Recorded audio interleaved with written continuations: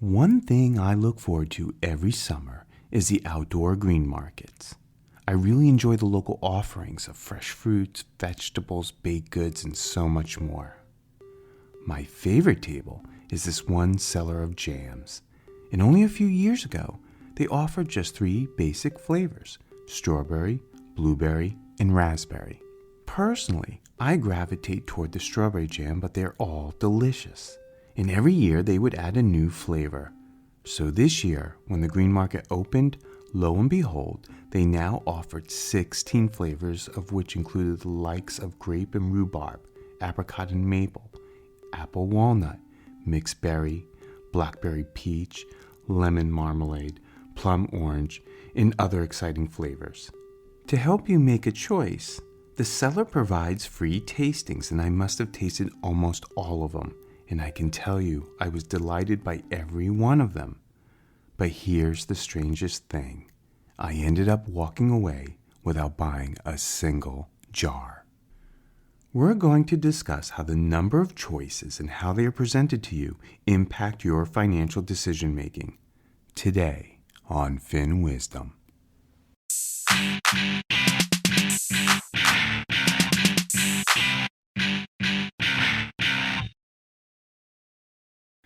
Hello, I'm your host Joel, and thank you for joining me in another exciting episode of FinWizdom.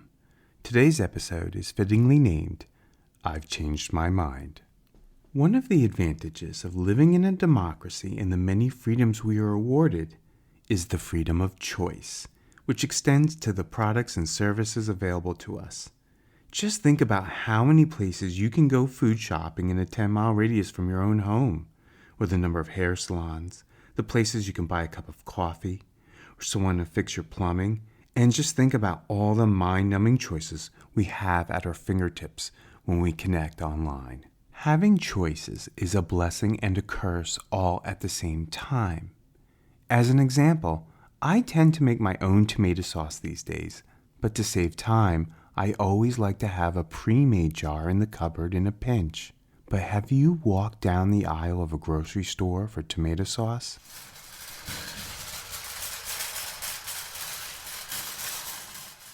Reading all the labels, there's spaghetti sauce, traditional sauce, marinara, onions and peppers, vegetable, garlic and basil, chunky tomato, roasted tomato, meat lovers, organic, vegan.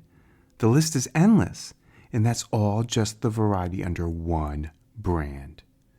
Now multiply that by a dozen or so other labels, and then you realize why half the aisle in the grocery store, or more than one page online, is dedicated to just tomato sauce. But let's step away from food. Like many of you working from home, it lends itself to the need for a better laptop. And I'm not sure if you've gone shopping for one lately, but think about everything that goes into the choices.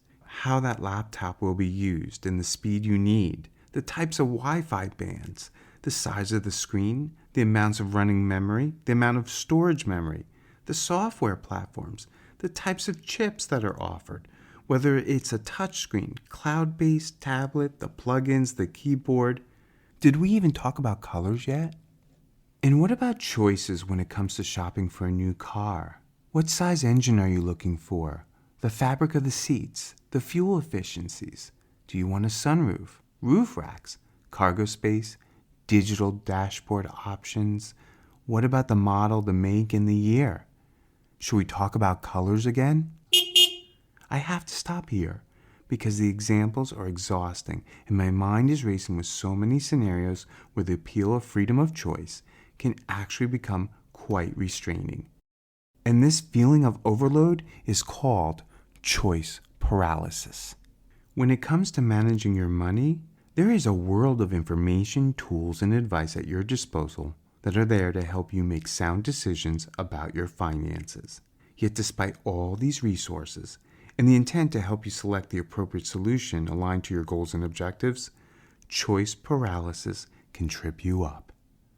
Let's get into this after a word about our sponsor.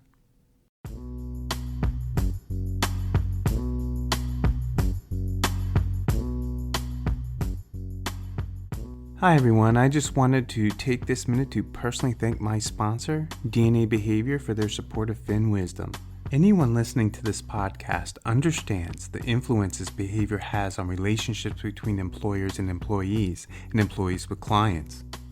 And intensified behaviors caused by unmanaged human differences, money attitudes, pressure, and emotions can potentially derail performance of your team and your organization.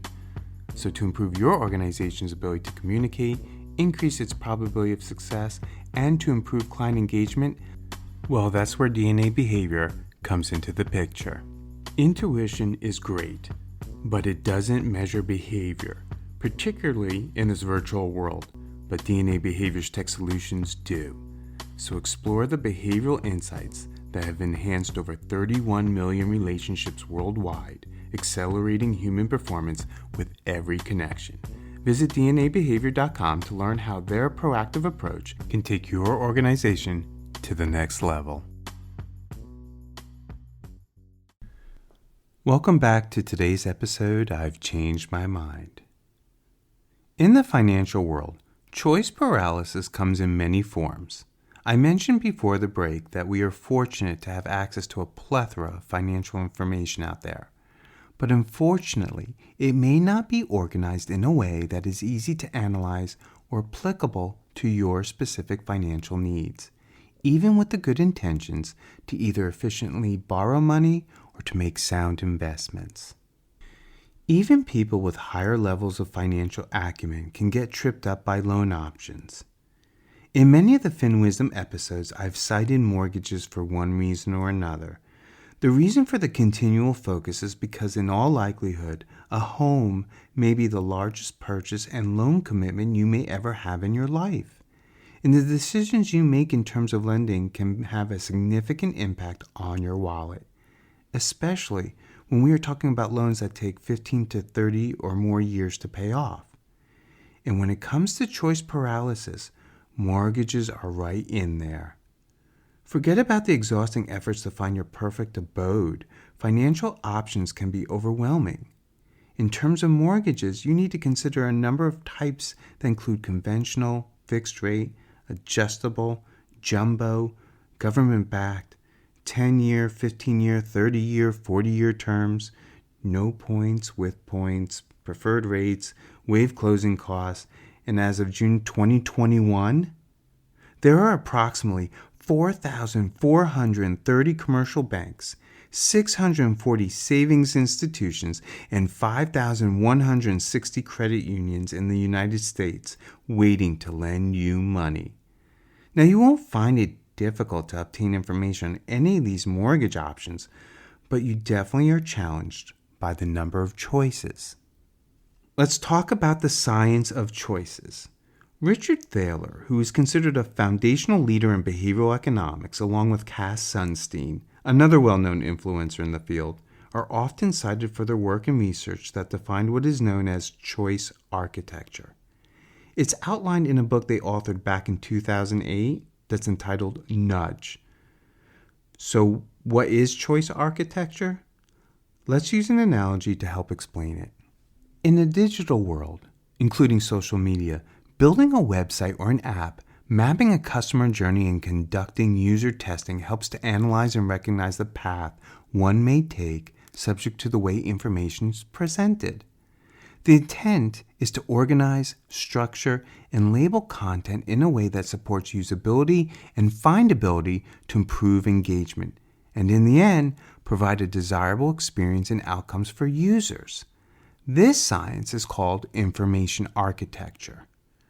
Choice architecture, the term conceived by Thaler and Sunstein, refers to how choices are organized, structured, and labeled in a way that can potentially influence your decision-making. The intent is to help, quote, nudge you, as in the title of the book associated with this science, in an effort to potentially improve your judgments. Aha! Often a nudge is associated by establishing an anchor, a point of reference for your decision-making. For example, let's get back to those mortgages and cars again. Was there an established dollar value you were willing to pay for your new home or new car? I'm sure you did. However, did you happen to search online for a financial calculator to determine how much home or how much car you could afford? And did you happen to tinker with the numbers to see the impact of putting more of a down payment, or the change in interest rate, or the number of years to pay off the loan would impact your affordability? Well, those calculators created an anchor and a nudge for you to perhaps save more, find a lower interest rate, or influenced the length of the loan. This is extremely prevalent whenever we consider planning for college or retirement, two really big financial commitments. Let's take a step away from the large financial purchases because this happens on all levels. So as another example, where we have all witnessed the use of nudges is with charity fundraisers you receive in your mailbox or inbox all the time. When asking for contributions, have you noticed the choice of donational levels with a box to check off your selected amount? Are you going to donate $10, $25, $50, $100, or enter in your own amount? Maybe it's for a really good cause, but at this point, you want to donate the smallest choice. So you check the box off for $10 and provide payment information. But change the anchoring scale and remove the $10 option, and there's a strong probability if you are seeking to donate the minimum, you will not hesitate sending in $25 because that is the suggested starting point. Or another way you may have seen a nudge with similar charity fundraisers is, let's say we go back to the first example with the selections ranging from $10 to $100, but there is a circle around the $50 option with a caption that reads, "Donate at this level and receive a free tote bag set or travel mug or blanket, etc." This will nudge or incentivize you to select the higher amount. That's the nudge. When it comes to financial planning, a nudge can be as simple as a statement with steps you can take to accomplish a recommendation, such as receiving advice to establish an emergency fund for the unexpected. And the steps could be save X amount of dollars of your paycheck weekly until you have 6 months saved up. There's an important point that I need to make right now, and that is nudges don't remove or limit your options.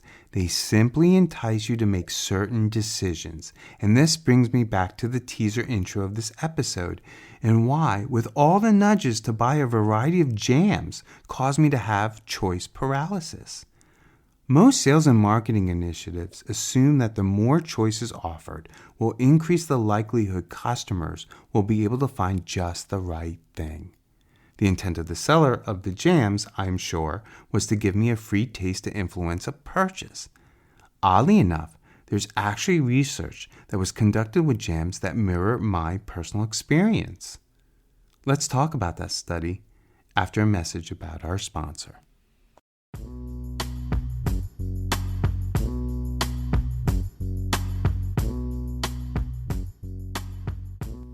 If you're someone like me, you always appreciate a good self-help book that is engaging, improves your attitude, helps you tune into your goals. And if you're someone who desires to harness and manage unique differences in people to create a dynamic people culture, I strongly recommend picking up a copy of the award-winning book, Leadership Behavior DNA. It's written by Lee Ellis and Hugh Massey. It's available on Amazon for purchase or visit dnabehavior.com. And while there, you can even take a free test that will determine your personal behavioral style. Learn how the proactive approach can take your organization to the next level. That's dnabehavior.com. Let's wrap up today's episode with a discussion about this study about gourmet jams and some takeaways about choice architecture. So a little over 2 decades ago, psychologists Sheena Iyengar and Mark Lepper published their findings of an intriguing experiment to test the impact of choices on our psyche. Here's what they did. They put a table and set it up inside an upscale grocery store. And on that table, shoppers were exposed to a display consisting of 24 varieties of gourmet jam. And shoppers were able to sample all the flavors. Is this sounding familiar? For the record, those who had a taste also received a coupon for $1 off any jam. They recorded the number of shoppers who stopped by the table and took a taste, as well as how many of those shoppers made an actual purchase. Now, on a different day, they set up the table once again, only this time the number of jams to choose from was reduced from 24 to just 6. Again, making note who sampled the jams and who made a purchase. And here's what they discovered. Although the larger display of varieties attracted more interest than the smaller one, and in other words, that meant more awareness and traffic, when it came to purchases, people who were exposed to 24 varieties were 1/10 as likely to buy as people who saw only 6 varieties. Logically, we think more choices people have, the better off they are, but that is just not the case. Look, I'm not saying choice is a bad thing. It's a good thing. But there is a diminishing marginal utility as you add more options. And by the way, diminishing marginal utility is just a fancy way to say that the addition of more alternatives reduces the overall value of the offering. Think of it this way.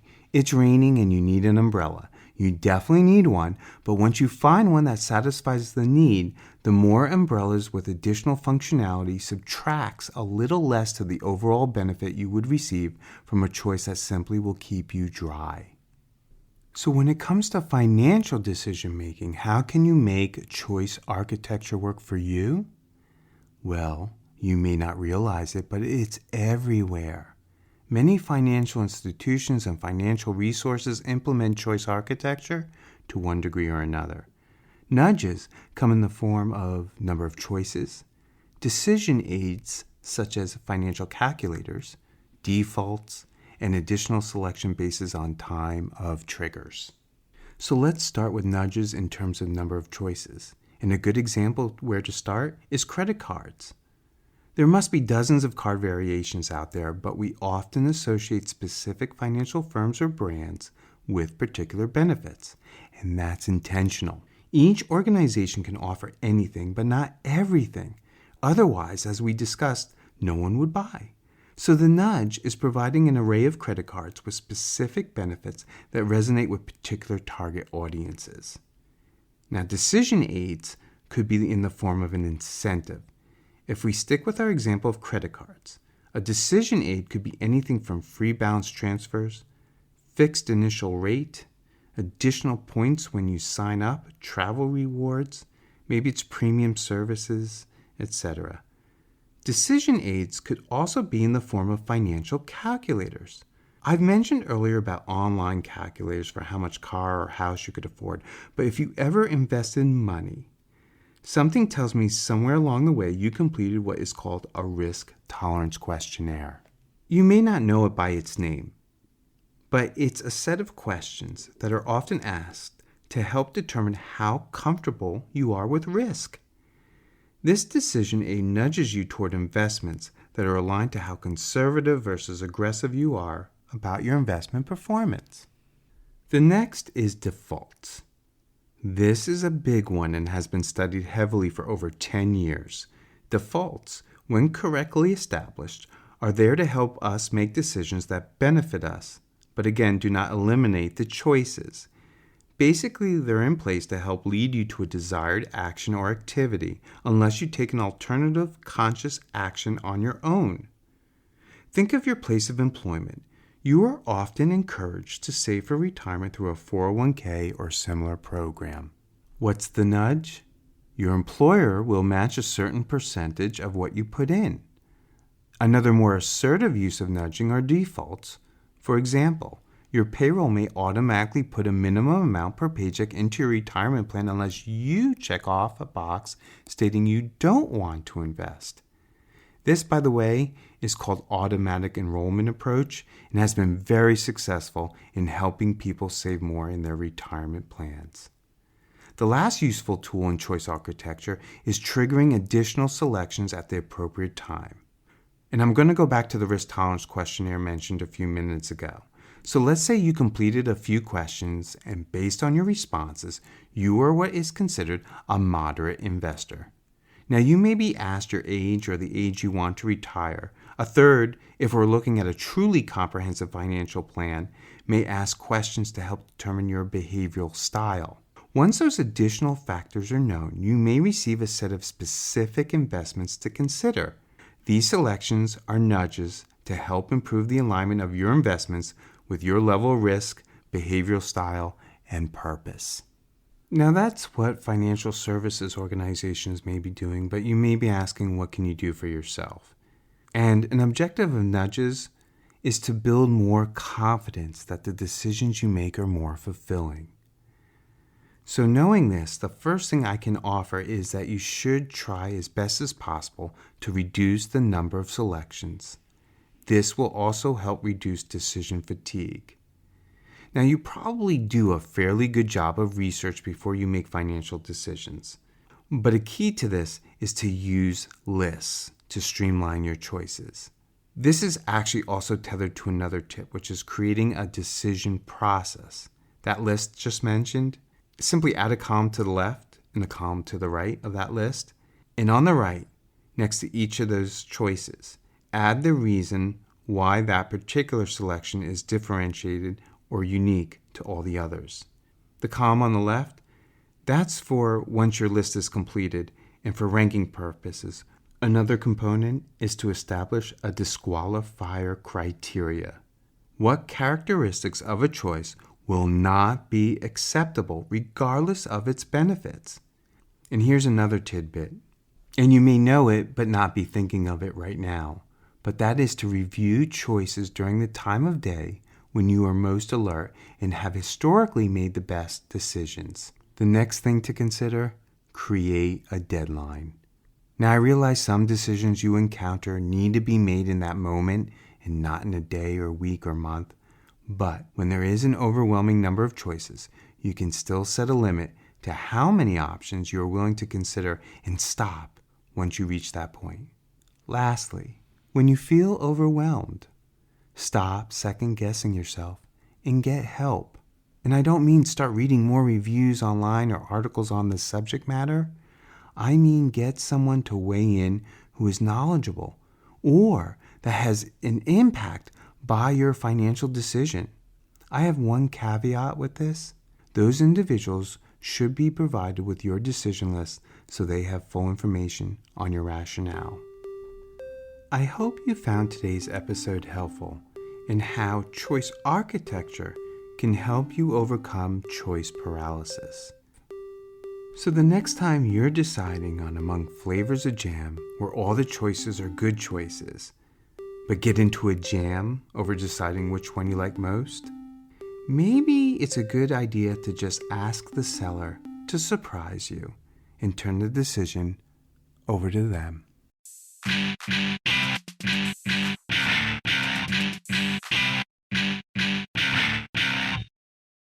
As a copyright reminder, written permission is required to use any of the content shared. Any views expressed are my own and are not the opinion of any entity unless otherwise mentioned during the program. And since we are critical thinking creatures, these opinions are subject to change.